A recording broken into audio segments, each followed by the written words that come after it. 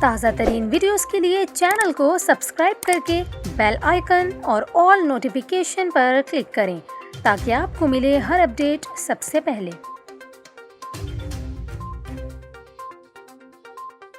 اور یہاں پر آپ کو خبر دیں، یونیورسٹی آف کراچی میں اچانک تدریسی عمل معطل کر دیا گیا، امتحانات بھی ملتوی کر دیے گئے۔ آخر اس کی وجہ کیا بنی، آپ کو بتائیں۔ جامعہ کراچی کے رجسٹرار آفس کی جانب سے جاری اعلامیے میں یہ کہا گیا تھا کہ یونیورسٹی آف کراچی میں 13 دسمبر کو صبح و شام کا تدریسی عمل معطل رہے گا۔ رجسٹرار ڈاکٹر عبدالوحید نے اعلامیے میں کہا تھا کہ جامعہ کراچی میں 13 دسمبر کو کسی قسم کی پبلک ڈیلنگ نہیں ہوگی۔